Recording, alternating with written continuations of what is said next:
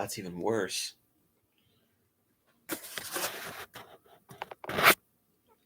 There we go. Hello, Jacksonites, and welcome back to Super Kaiju Binge, episode 22, where today, me and Trevor Boy, with his showered, slick-back hair. Howdy, everybody. I never thought that I'd be reviewing this movie with someone else. Me neither, actually. We'll be reviewing the semi-infamous 1958 generic kaiju movie. Just going to get that out right now. Varan the Unbelievable from 1958. Trev. Yeah, not a super long history, aside from, I guess, maybe a distaste for this movie that went on for a good while.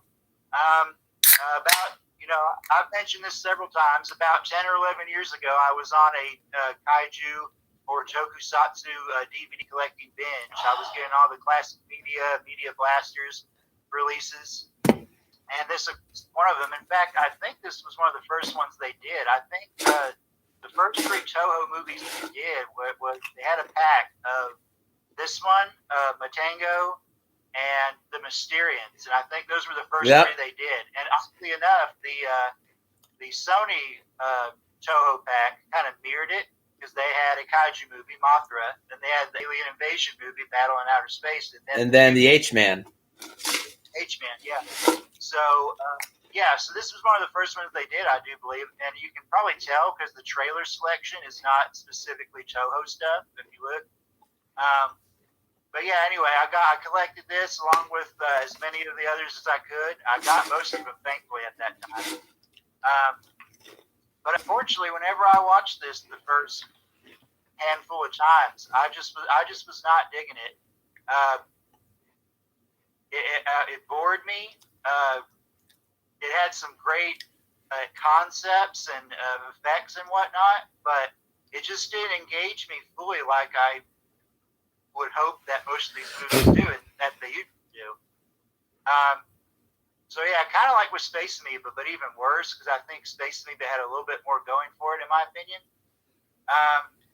This was one that I just kept on watching over and over again, hoping that I would like it, and thankfully, due to Nick asking me to do this review, I gave it another watch, and I can say that I like this a little bit better, but I still have pretty much one glaring flaw with it that fails to engage me. So yeah, not much history there, but except for the fact that this is one that's never been a favorite of mine, but I've wanted it to be. It just never really clicked. So yeah. Varan as well is also kind of a complicated, but just mostly kind of frustrating history, like for me, but not in the way that you might think.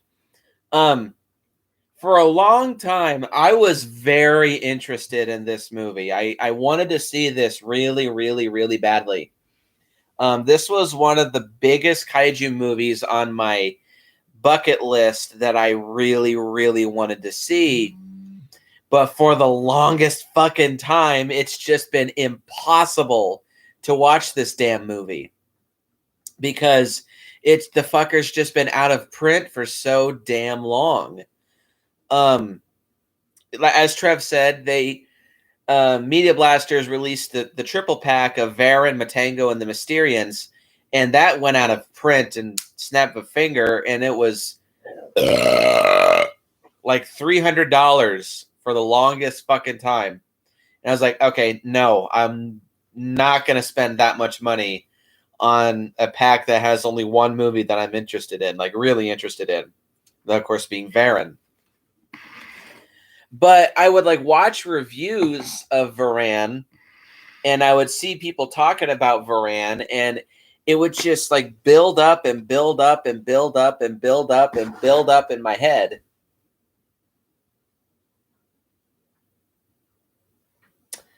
Okay. As just a movie that I really, really, really wanted to see, but just for so fucking long, I could never fucking watch it. Until finally, I was able to see this movie back when Justin and myself were talking. He gave me a Google Plus file of Varan the Unbelievable. So I sat down and I watched it, and that's why I did my original My Hondathon Addendum episode. Hadn't touched it since then. Haven't watched it since then. But lo and behold, a couple weeks ago, I find Varan the Unbelievable on Amazon for $30. 33 plus tax, actually. So I just said, fuck it, swooped it up, and I just watched it 2 hours before. I like it. It's got a lot of problems, unfortunately, but for what this movie is, I think it's a good movie.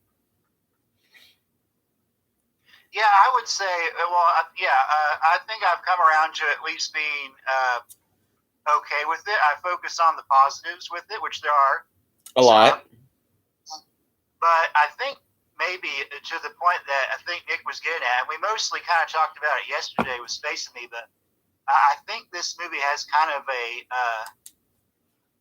appeal to it because for Kaiju fans, because it's a non-Godzilla, non-Gamera, none of the real big popular monsters, so people are kind of drawn to it because it's something they view as fresh, so, well, and even if you're aware of him being in Destroy All Monsters, all too briefly. For like 3 seconds. Still, yeah, and they used the flying prop from this movie. There's still a novelty to a non-Godzilla kaiju film that I think still remains today. And for people discovering the genre, they're like, I want more of this, and what is something different from like the main thing, So, with all that being said, let us jump into the plot of Varan the Unbelievable. A rare species of butterfly native only to Japan's Kitakami River area is discovered by 2 Japanese students while vacationing. In response, an expedition is dispatched to the northwest region, which is known as the Japanese Tibet, to study the butterflies and their native habitat. While driving to the location, 2 researchers come across a village. They ask the lake's location, but they receive no answer. The 2 eventually come upon the lake and find the butterflies, but are mysteriously crushed by something that police describe as powerful. Nearby villagers of the Kitakami River insist that both deaths were the result of their god, Baradagi Sanjin, mountain god Baradagi. Another expedition is dispatched to the area funded by the film company 20th Century Mysteries Solved, an organization seeking to uncover the truth behind both deaths.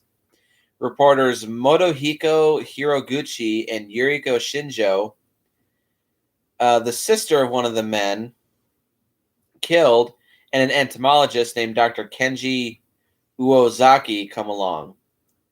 Further inland, the expedition stumbles upon a village offering a ritualistic prayer to their mountain god.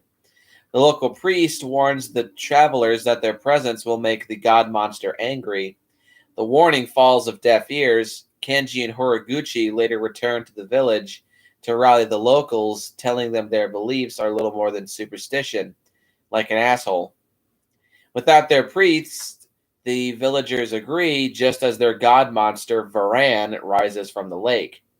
The terrified villagers flee back to their homes as the god monster kills the priest at the village entrance, then proceeds to tear apart the village huts. Following the destruction, Varan retreats to his underwater lair. Reports of the monster's existence reaches Tokyo, and the National Defense Force is mobilized. The villagers are evacuated as tanks and ground artillery units move into position. Shortly thereafter, the military begins releasing toxins into the lake to drive out the monster. The plan is successful, and Varan emerges from the water as tanks and artillery begin to unleash their destructive fury. The conventional weapons have no effect on the monster, and the military is forced to retreat. During the confusion, Yuriko gets trapped under a falling tree, placing her in Varan's path. Kenji narrowly manages to save his colleague, and the 2 seek safety in a nearby cave. Varan pursues the two, reaching into the cavern with its large claws. The military intervenes, firing flares over the monster's head. Varan, being attracted by their light, climbs a nearby mountain for a closer look, and once at its peak, the monster reveals hidden membranes of skin under his arms and leaps from the mountaintop and glides towards the sea. Varan's reign of terror continues as he capsizes a fishing boat not far from Tokyo. The National Defense Force remobilizes, sending a squadron of jets to intercept. The monster manages to destroy one of them that flies too close. Varan submerges and continues underwater towards Tokyo. The military counteracts by deploying naval destroyers in surrounding waters, but the ship's artillery has no effect against Varan. Another attack is launched to stop Varan, this time using minesweepers to seal off Tokyo Bay, but of course, predictably, ultimately fails. Out of options, the National Defense Force again mobilizes its forces around Tokyo Bay. It lines the water with landing ships carrying rocket artillery vehicles while dispatching a battalion of tanks to nearby Haneda Airport.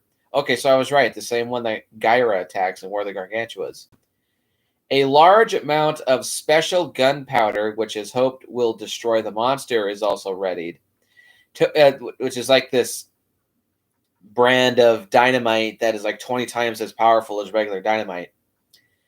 Tokyo is evacuated while the military awaits Varan's appearance. The monster emerges from the water and is immediately shelled by the surrounding forces, but the assault does not stop Varan. Kenji drives a truck filled with special gunpowder to the runway of Haneda Airport. The monster advances on the vehicle and Kenji escapes to a safe distance. With Varan now directly over the loaded truck, its detonation trigger is activated, causing the monster to be knocked flat, giving Varan blue balls and burning the shit out of Haruo Nakajima's stomach. The military celebrates prematurely as Varan rises seemingly unfazed and begins another assault. Flares are once again used to attract the monster, but this time the National Defense Force witnesses Varan consuming one of the flares. Using dropped bombs filled with the special gunpowder, the monster swallows 2 flares. Shortly thereafter, the first one detonates, causing Varan to retreat back into the sea. The second ingested bomb detonates while the monster is underwater, killing Varan in a giant underwater explosion, thus ending the film pretty abruptly.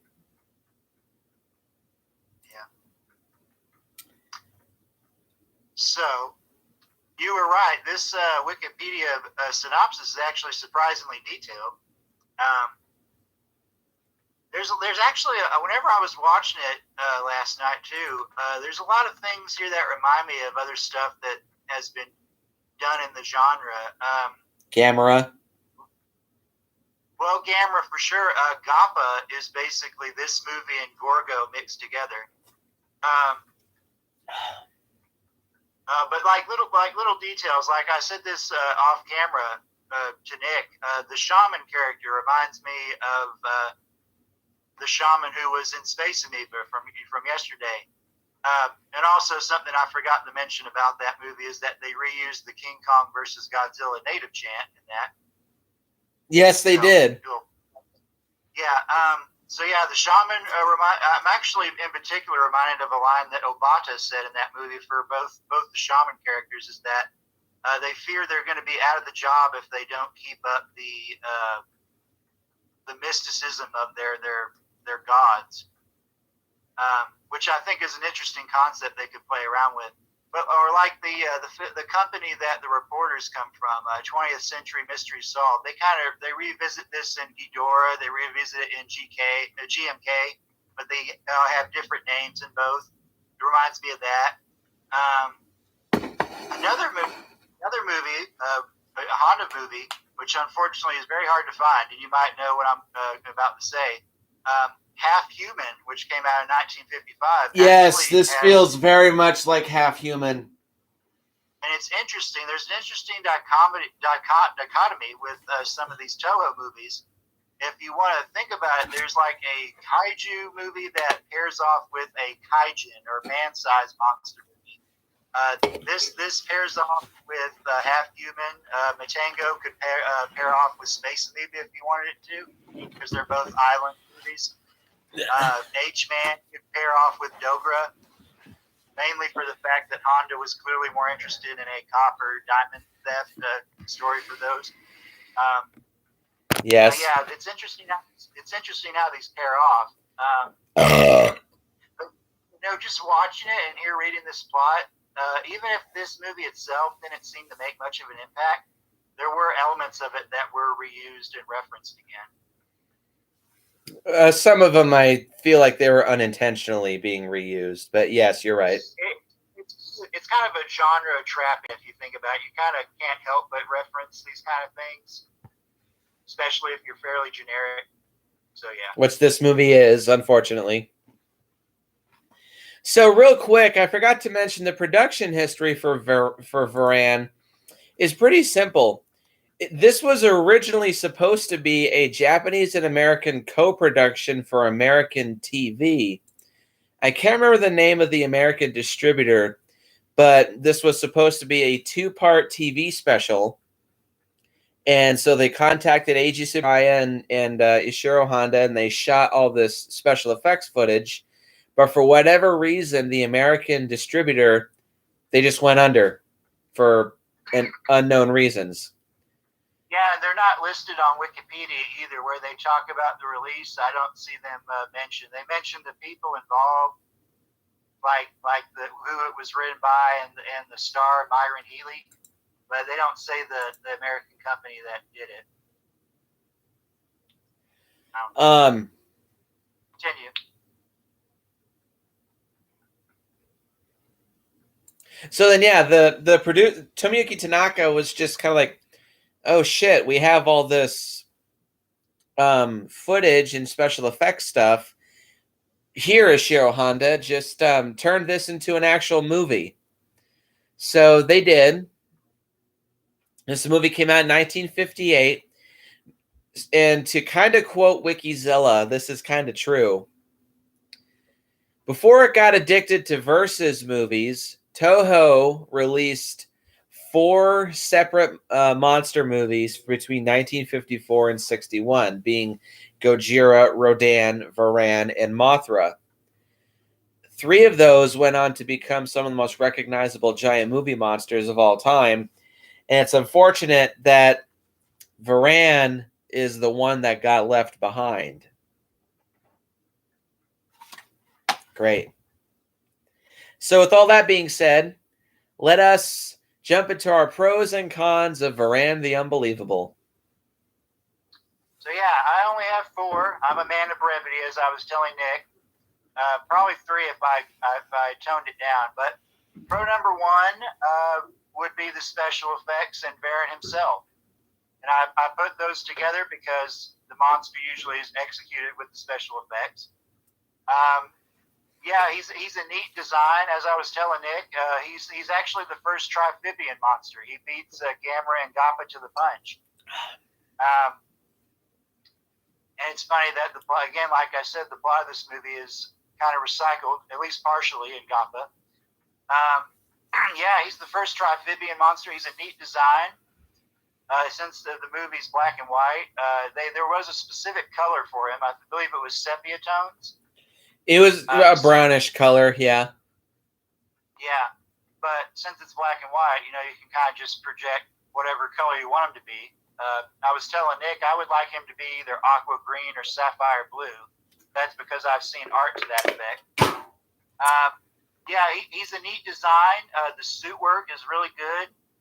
Although you could say that, like Anguirus in Raids Again, there's something interesting about how his back looks like it would literally detach because it wasn't actually part of the main suit. They put it on there.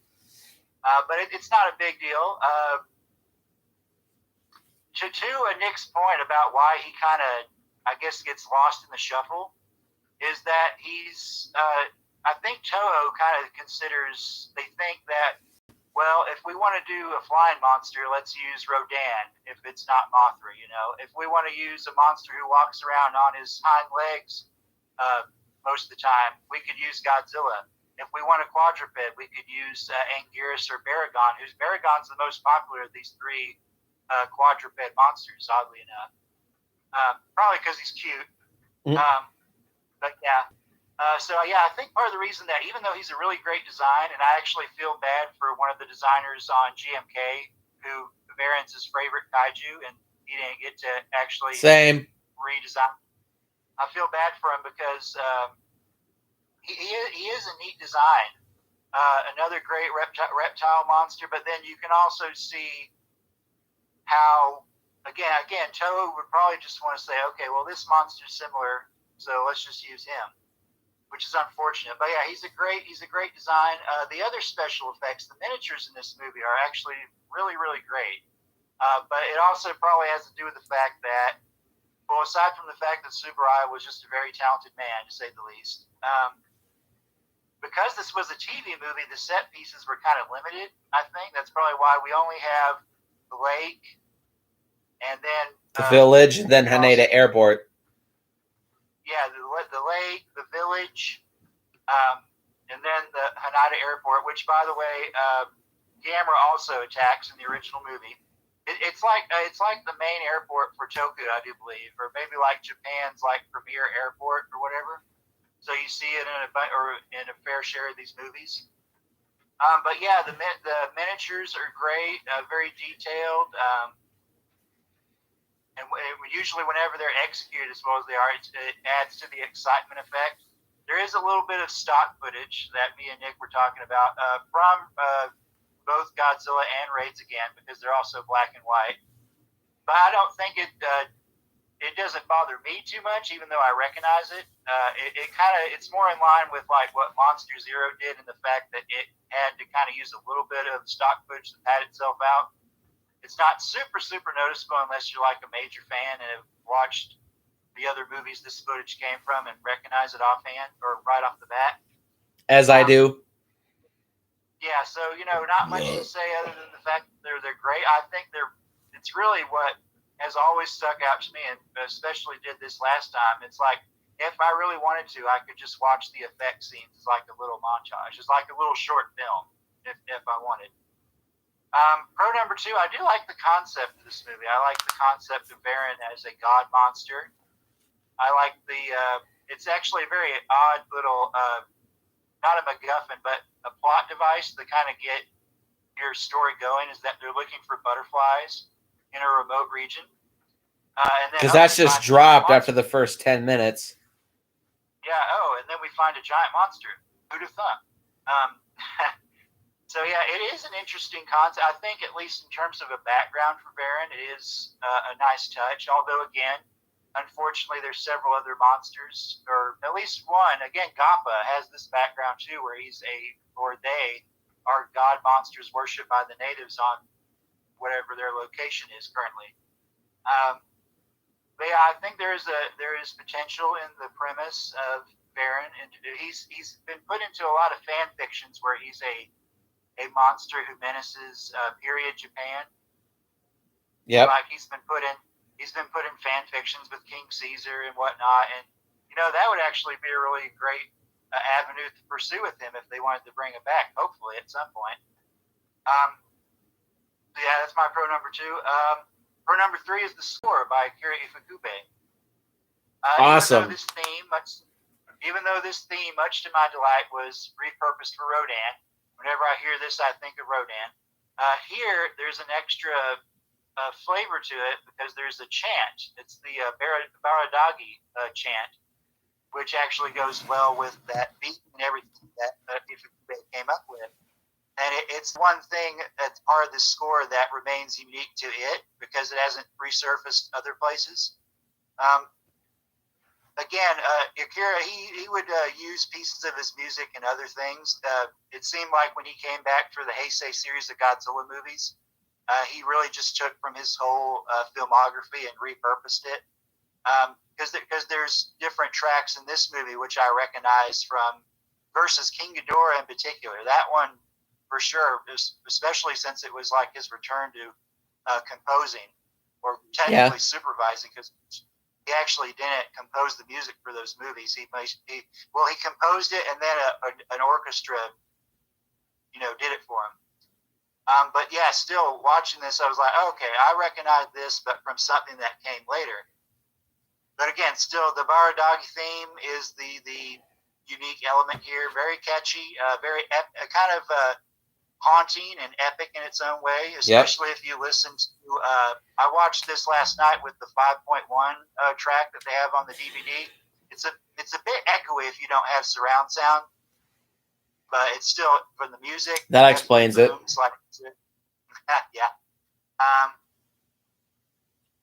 So yeah, actually, you know what? If I wanted, I could say that Varan himself is a separate pro, then the effects, and then I do like at least some of the concepts in here in terms of a character background, and then the last pro would be the music. Those are the main things that stick out to me.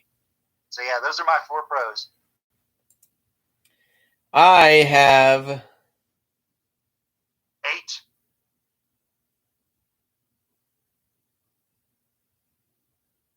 Yep, 8. I have 8 pros and 8 cons, I believe, for this. So strap yourselves in. This might take a while. Pro number 1 is Varan himself. I fucking love this monster. I absolutely adore his design. Aegis Tsuburaya initially intended for Varan to be like a Godzilla Kappa hybrid. Maybe due to the fact that he has a large row of spikes on his back. He can be a bipedal monster, and he has sort of a similar roar, but I don't think Varan even looks remotely Godzilla-esque. I think that was just kind of a common monster design trope, but it was started by Godzilla, so that's kind of a slippery slope. But I absolutely adore Varan. And also the fact that Varan is the same size as Godzilla 2, being 50 meters in height. Cool. Here's what I'll say to the people who say that he's too similar to Godzilla, and I actually kind of said that myself. Really the only thing he has in common is that he's an occasionally bipedal monster that has a row of spines down his back. And also a similar roar. Yeah, which this roar was reused a whole lot, although tweaked throughout the Showa series. Yeah, it was pretty edited down for a lot of other monsters, though in its most basic generic form, it was reused constantly. More specifically, throughout the Ultraman franchise, it was reused for so many monsters throughout Ultraman and Ultra 7 and Jack and Ace and Taro and a little bit of Leo. But it was reused for Baragon, Gorosaurus, which is a much more screechy and high-pitched version, but it became more toned down and destroy all monsters. Megalon. Who? Megalon. Although his is the most tweaked out of all of them, but it kind of has that raspy echo that Varan has. You can hear it with Megalon too. Okay, yeah, fair enough. So Megalon too, yeah. But it all started with Varan, and I think here is at its very best. I like that it kind of has a bit of a screechy start, then it goes into that stereotypical Varan roar. But I love it. And he certainly does have an intimidating posture. He does look like a badass monster that could definitely fuck you up. But yeah, I love his design. I love his skin texture. I love the fact that he can fly. Everybody loves to talk shit about the fact that Varan can fly. I think that's one of the things that makes Varan unique. Is that he doesn't technically fly. He glides, but he flies. I don't give a fuck. Yeah, I love his roar. Love his design. His row of spikes is very, very distinct. Yeah. And I also love, this is a weird one, Varan has a huge tail. But I think that's cool about him. Oh, I also wanted to say, to your point, in terms of how his suit is executed, he has a really intimidating face-on look to him. Like if you look at him face-on, it's kind of an intimidating like grimace on his face. He has a presence. So anyway, continue. The only issue I have with Varan, this isn't a flaw with the effects, though I have one there too. He barely moves his mouth. Like there's tons of shots where you see him straight on and he roars. His mouth doesn't move. And that's always just been a really big pet peeve of mine. It's always in the Showa movies.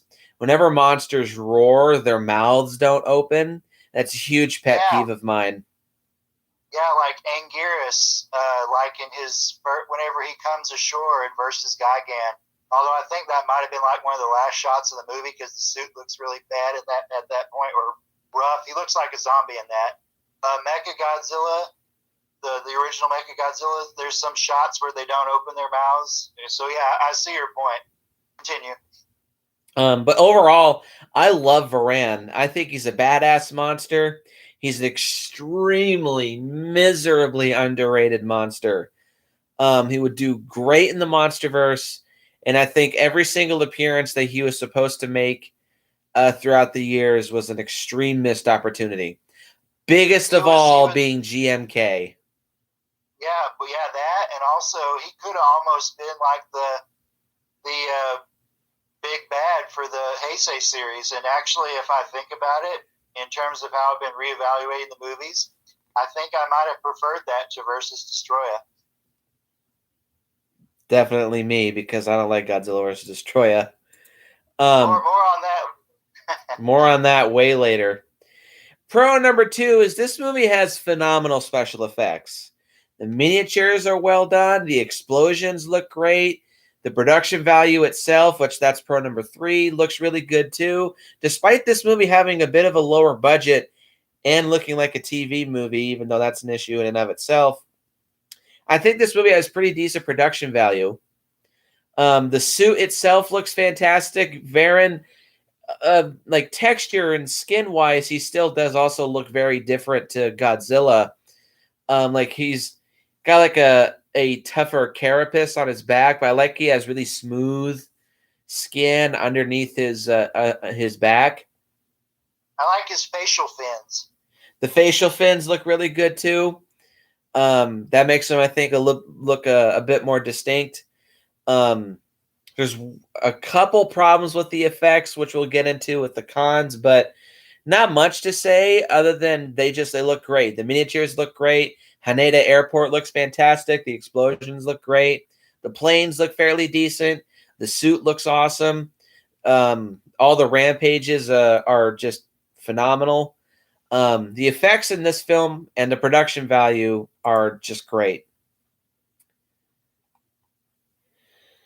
Pro number 4 is the overall setting of the movie. I think is pretty decent. This is the first movie that, for first monster movie, for a good chunk of it, it doesn't take place in an island, but it does take place in a more foresty and mountainous terrain. And I think that's what made it look a little bit fresh. And also, Varan just looks badass skulking about in the mountainscape. So I felt that was a little bit fresh for what it was. Yeah, I think that's also what I was kind of getting at with the concepts. The concept of having it not immediately be in like a metropolis kind of area. I definitely do like the setting too. Continue.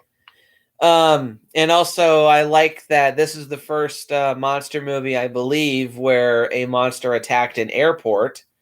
So that looks really cool too. And this will lead me into pro number 5 or 4. I think it might be 5. Yeah, pro number 5. Not much to say about this, but I actually like the black and white in this movie. I think that helps the tone for this film, more so in the first half. Kind of gives it a bit of a spooky atmosphere. Or not really spooky, but kind of more mysterious and a bit suspenseful. It helps the movies feel because all these villagers are obviously afraid of this monster, so it kind of gives it a bit of a bit of suspense and a little bit of tension, I'll say, for lack of a better term, for Varan. Again, very similar to Half Human. Yeah. But I like this way better than Half Human. Let me just say, there's a good idea for, like a revamp, is that you have Varan fight a giant Yeti. You basically combine the plots of those movies and don't have anything potentially offensive, which, it wouldn't be offensive to anybody else in the world. But yeah, that's another story for another day. But yeah, I was mainly thinking, I really would have liked to have seen like a versus movie where Varan fights a Yeti, kind of like Frankenstein Conquers the World, where it's Frankenstein versus Baragon, but here it's Yeti versus Varan or something like that. Anyway, continue. Yeah, that would be kind of cool. Not much to say about that too, other than I like the black and white. I think it makes the movie look a bit more distinct, and it helps the film's tone. Pro number 6 is the music score by Akira Ifukube. Fuck me, badass fucking music. All the music in this movie, there's no repetitive shit. Thank God. Well, this was early in the Kaiju career, but still. It's actually quite a varied score. There's some quiet parts to it. The bombastic theme, but yeah, continue. There's some quiet moments. There's some suspenseful moments. The big bombastic scenes, the big action scenes, and then there's the ending. Yeah, this is a very varied score. That it's loud when it needs to be, quiet when it needs to be. It's catchy as shit. Very well made and very fun to listen to. Varan's main theme at the beginning of the movie is fucking excellent. Love it to fucking death. Especially that big loud trumpet that starts getting played a bit into it. That just makes it feel so much more epic and badass. Pro number 7 is I don't like that Varan dies, but I think the way that they figure out to kill Varan, I think is pretty damn cool. Being tying these experimental explosives to flares and having the monster try to eat that. Which the flare idea is taken from Godzilla raids again, but at least they didn't have Godzilla trying to eat flares, so that's a little bit different. But I think the way that it's not a super ridiculous super weapon. It's just that, like, I could see something like this being made nowadays, an explosive that's 20 times as powerful as C4, for example. That I could totally see that being made. There probably is something like that already, but I digress. Hey, I'm actually glad that you mentioned the raids again thing, because the flares reminded me of that. Well, thankfully Godzilla didn't eat any, but it probably wouldn't have affected him. But I digress. Continue. Yeah, I think the way to kill Varan, it was fairly clever. It didn't feel like it was pulled out of nowhere. It's not super ridiculous. And it's fairly plausible and grounded. So that's another thing I think made it feel a bit more fresh, is that it wasn't a giant super weapon. It was just a more conventional but slightly more ridiculous means to kill the monster. Well, people say it makes him look dumb, and it's like, well, he's attracted to the bright light, and he's an animal, so Yes. And pro number 8 is the monster action overall in this film is probably just the highlight of the film. Varan attacks the priest at first, and then he destroys the village. Then he fights the military. Then he flies away and swims about and fights the JSDF airplanes. Then he attacks the ships, and then he attacks the Haneda airport. So Varan certainly has plenty of screen time in his own movie, and he wrecks the shit of a whole lot of areas. Bit of a shame he never gets into like the heart of Tokyo, yeah, but still, this being a bit more of a smaller scaled film and having a bit of a lower budget, what they do show with all the monster action is still good and very entertaining. It would have been cool to see him in like a bigger cityscape, like flying again and creating the same kind of sonic booms that all the other flying monsters do. True, yeah. Stuff like that. could really wreck some shit if he wanted to. That being said, let's get into the cons of Varan the Unbelievable, shall we? Well, mine are going to be brief again, but I also want to just say as like an epilogue to your pros, Nick. It's really kind of sad. It seems like everybody stole Varan's shit and used it for their own stuff. Like Rodan stole his theme. It's funny stuff like that. I was just thinking, man, it's like everybody took advantage of what was unique about Varan and just ran with it. Sadly. He got his shit stole. Okay, so I only have one major con, because if this was better, I actually would like this movie a whole lot more. And it's the fact that the human cast in this movie is so dull and so boring. For one thing, let's talk about this together, because that's con number one for me. Yeah, the cast is just flat as a plateau. So I don't want to be rude to any of these actors. Well, some of them we never saw again. The reporters, the one who's afraid of everything, and he was annoying. Lead, we never see them again. But the lead actor, Kenji Nomura. Yeah, we see him a whole lot as a background character in later Toho movies. But here as the lead, I'm sorry to say, he just doesn't have anything going for him. And maybe it's the way the character was written, but this is a funny little thing. I always kind of laugh at the end whenever he pulls the Jeep up there and then he runs away. And he's kind of the way he runs away and the way the music is kind of like a little goofy in that moment. Yeah. It always makes me tickle. It's like, what the hell was that? But yeah, the cast in the movie, I'm sorry to say, they just, as I was telling Nick, they revisited this where they had a cast who pretty much was just there to move the plot along. But like in comparison to Destroy All Monsters 10 years later, there's a lot more going on in that movie that keeps you distracted from the fact that the cast really doesn't have much to say as characters. But here, because it's such a simplistic plot and a solo monster movie, it's just so unbearably obvious that there's nothing else here. And I think this is who you were talking about, Correa Cinda.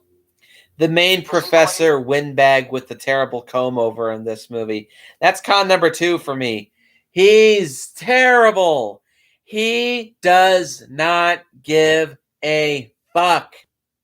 Hey, I will say though, both in this and Battle in Outer Space, his voice kind of gives me ASMR because he talks really soft, even though it's completely uninterested. Yeah, he's just really soft. And his voice kind of just trails off, and I start to doze off a little bit. But anyway, continue. Yeah, I keep forgetting he's also in Battle in Outer Space, but he's one of the worst things about that movie, too. Well, he was in those 2 movies, and I think this explains why. So he just does not give a shit. He looks so bored, so disinterested. All of his dialogue, he delivers an extremely borderline monotone voice.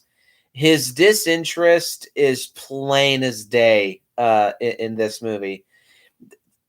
Slightly worse in Battle in Outer Space because I think he's a bit more of an integral character, but here it's just awful. Whenever he's on screen, he sticks out like a sore thumb.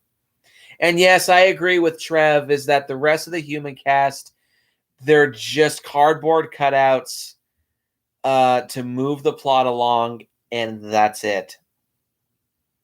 Like, to wrap that up, because it's my only con, and I'll let you take it away. If the cast was at least as compelling as Rodan, because I think the main leads in that are interesting in the original Rodan, if they were at least as good as that, I would like this movie a whole lot more. And also, we have some faces who have become famous later on. Well, Akiko Hirata was already famous for being Dr. Serizawa. Yeah, he's here, and he's the guy who created the dynamite. What? He's the guy who created the dynamite. Yeah, and he's also basically, well, the fact that he created the dynamite, I almost was going to say that he was basically the same character from Rodan, but he has a different expertise here. Well, in Rodan, he was a paleontologist. That's right. That's right. And Yoshio Tsuchiya is also in here. And I should point out, yesterday we said that he often did the loose cannon or the villain role.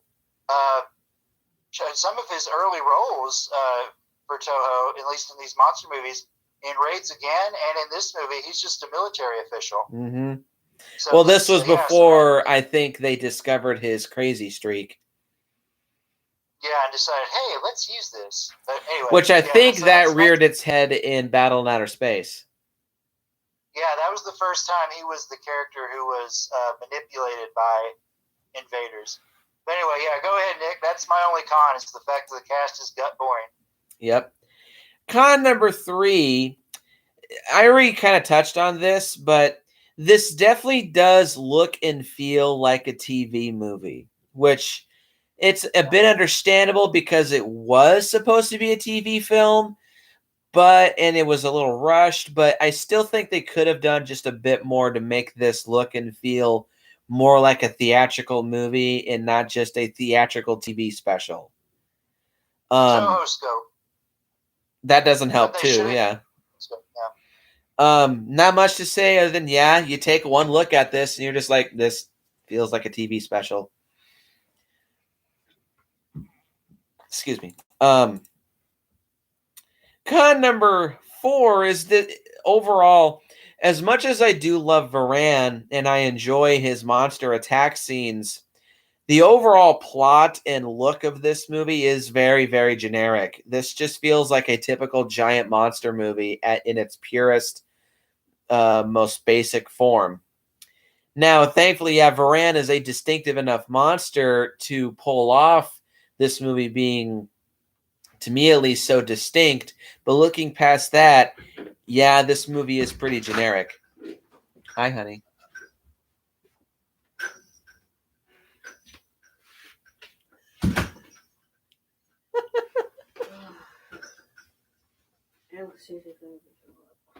Don't vom. If you're going to vom, go to the bathroom.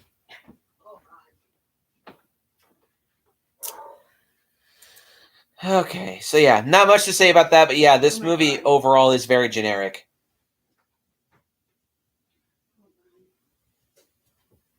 I need something to drink. Hopefully she doesn't vom. That was so fucking gross. Oh my god. Con number 5, I don't like that Varan has to die. I know that they were still trying to be very conclusive with their endings and just have this be a typical 50s giant monster movie, but I still don't like that Varan has to die. Has a little bit of King Kong syndrome in that case, but mostly just because I like Varan so much. She's such a badass monster that I don't want this character to die, but whatever. No. I'm not throwing up. I keep fucking losing track. I think that was 6. No, it was 5. 5. Okay. Con number 6 is, I hate to say this, as cool as the Haneda attack is, the third act of the movie just runs a little bit out of steam. Like, there's just nothing super interesting done with Varan. Like, what they should have done to make the third act a bit more intense is they introduced that Varan has a breath weapon, even if it was just like a stream of fire out of his mouth. I think I would have been okay with that. Or like in the Pipeworks games, the Atari games, just give him like a concentrated sound beam. Although, you know, how they would have done that back then would have been an interesting effect. I also wanted to mention, I did like the fact, it kind of reminded me of Creature from the Black Lagoon, how they tried to get him to come out of the lake, and then also whenever he was in the sea, kind of drive him in. Yeah, anyway. I never thought about that, but yeah, the third act just runs a little bit out of steam. Like, we've already seen Varan smash apart buildings. So now we're just seeing him smash more buildings with nothing new being introduced. Civilized buildings. Huh? Civilized buildings, not villager buildings. Yeah. So not much to say about that, other than, yeah, the third act just runs a bit out of steam. It's a little disappointing. The next con that I have is the underwater effects for when they're showing Varan hiding from all the ships are awful. It looks like they had a camera pointed at a fish tank with toy boats moving past at the top, and then he just like superimposed a puppet of Varan looking around and hiding inside of a rock. Just looked awful. Absolutely terrible. I did like, though, the fact that they showed, like, the perspective of a monster that's being pursued. You know, well, they actually kind of do this later with Frankenstein Conquers the World. But it's just nice to see the monster's perspective whenever they're being hunted down. Even if the effect itself wasn't great, I do like that idea. The idea itself is fun, yeah, but the effect is just, it's not pulled off very well at all. I feel like this is why I kind of theorize maybe they just kind of ran out of money toward the end of this movie, and this was one of those effects that they really had to rush in order to finish the film. Yeah, the underwater effects don't look good at all. And con number 8 finally is, I believe. Yeah, con number 8 is this stock footage. This also doesn't help with the third act because I feel like I'm just rewatching scenes from movies I've already watched, because the Haneda airport, it's about 12 minutes long and there's at least 4 minutes of stock footage used. And it's really distracting, and it just kind of takes me out of the movie because, again, I feel like I've watched all this shit before, so I just feel like I'm retreading ground. And also feels like they're trying to pad the movie out for time. So it's my problem with the final battle in versus Gigan. Anyway, continue. Not much to say. Like, I feel like that's one thing that, you know, if you take into account, yeah, this was a rushed, supposed to be TV movie, then turned into a theatrical film scenario, it's understandable, but still for me, because I've watched Godzilla and Raids Again so many times, they just stick out like a sore thumb to me and take away what was supposed to be Varan's film. Because there's a scene where you can see Godzilla's foot smashing through a roof, and that takes me out of it because I know for a fact that's Godzilla's foot, not Varan's. Oh, his tail, too. That tail shot where he smashes the building in the original movie. True, there's that too. Yeah. I'm almost done. So that's all I have to say about Varan the Unbelievable. Anything to add? Yeah, well, I'm glad you had me watch it again, because I did like it a little bit more, but I think that probably has to do with the fact that this is really the year for Kaiju fans. I think it's just an overall atmosphere that we're enjoying, so that probably helps me like things that I didn't really care for before.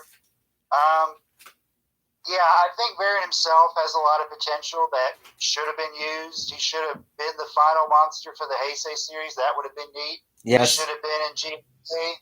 Yes. Just give him something else aside from this very generic debut, and I think he would become a lot more popular.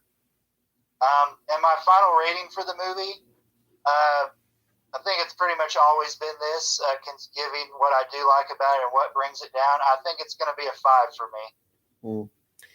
Me, I do like this movie. I'm very happy that I do now finally own this film, which I'm pretty sure that finally caps off every single Toho Kaiju movie, at least of the Showa era, that I Masters did. Well, not just that, but now I own every single one that they've ever made. Yeah. I think, not counting their non-Kaiju sci-fi movies, which really the only one I'm missing is the Human Vapor and Gorath that I can think of off the top of my head. But Secret Legion. There we go. Oh, that one too. Yeah, I don't have that one. Continue. Varan the Unbelievable, yes, is a very generic monster movie, but if you're a big fan of monster movies, and especially if you do like Varan himself, obviously go and check this movie out. because I think it's a pretty decent movie. So my final rating for Varan, the Unbelievable, will be a 7.5 out of 10. It's got some problems, but if you look past that and just want to watch a monster movie, you could do a lot worse. I'll agree with that. Post your comments down below. Let me know what you think. Hit the like button and hit the subscribe button and share this video with your friends. Go to my official Facebook group called Jackson Knight Productions Official and post your videos and post discussion topics and be the nerd you want to be. Go check out Fictosphere and Trev on there. Go check out Trev's channel. And as always, go out and if you want to go to a lake and you hear an ominous roaring in the background, run. And I will see you guys in the next video.